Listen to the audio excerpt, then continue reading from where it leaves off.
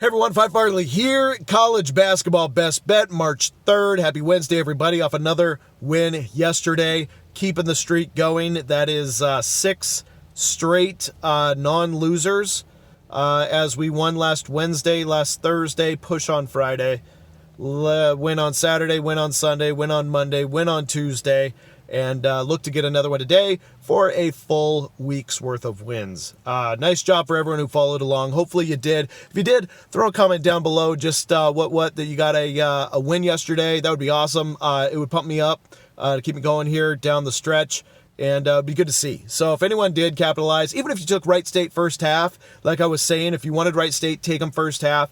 They covered first half, and then one thing I didn't have right, because I knew Milwaukee was coming back, I was really getting a little concerned once it was a 20-point lead by Wright State.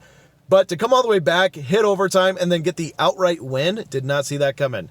Milwaukee did a great job. They were able to come back in the game. I saw the cover coming, but did not see an outright win coming out on that one. But if you were able to capitalize, if you covered, even if you covered Wright State first half, great job. Throw a comment down below. I'd love to see it. I'd love to get pumped up about where we're at here with conference tournaments and going down the stretch. All right, let's talk about today's best bet. Let's just get right into it. We've been talking about conference tournaments here this week. I want to get right into the best bet here today.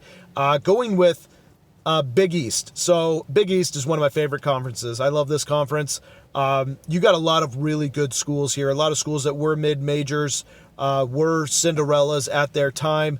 You got Butlers and you got Xaviers, and UConn has had a really good history here over the last couple decades. And so a lot of really good schools to root for. Villanova is a classic one, having a great season. They really have lifted themselves, and the top of this division can hang with anyone in the country. This year is no exception. So today we got UConn going to Seton Hall. So one thing that's interesting about this matchup is both of these teams have split the series with every one of these middle schools within the Big East.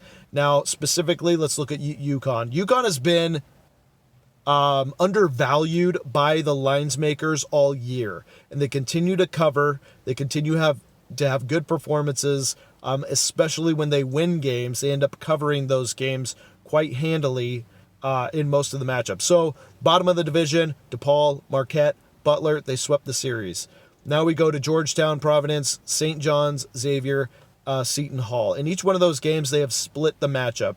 They've lost and they've won. UConn, no problem winning on the road or putting up good performances, winning at Butler, winning at DePaul, winning at Marquette, going to Creighton, number 2 in the conference, losing by an 8 spot, but that was a very close game. Winning at Xavier, also going to Villanova and putting up another good performance there, losing by just 8 as well. Also winning at Georgetown. Going on the road and winning at Seton Hall should not be too much of a problem. Now, that said, so you already know the side I'm going with here, but that said, they have split the series with every one of those games. Seton Hall was able to get a win at Connecticut.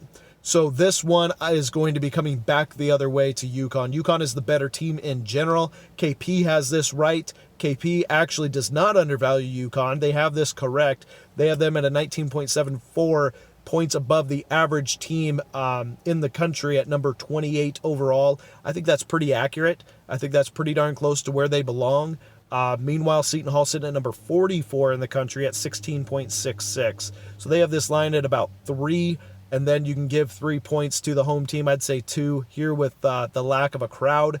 So that gives UConn about a 1-point advantage. This line opened up Seton Hall at 1.5, and it's flipped over to UConn minus 1.5.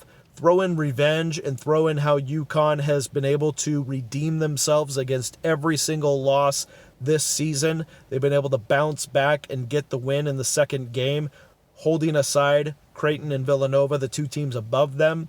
Everyone else, they've been able to get that win. They've been able to redeem themselves and come back and win that game. Providence being one of them, losing at Providence, coming back at home, and getting a nice fat win against Providence. I don't see this being any different. I think they get the win here against Seton Hall. Look for them to really buckle down and get the job done here on the road as they've done throughout most of the season, getting the split in the series as they've done most of the season, getting a win here down the stretch of which they've won 4 of the last 5. So give me UConn Huskies minus the 1.5 daily best bet. Good luck, everyone, today. Let's keep the streak going. We'll see you again soon.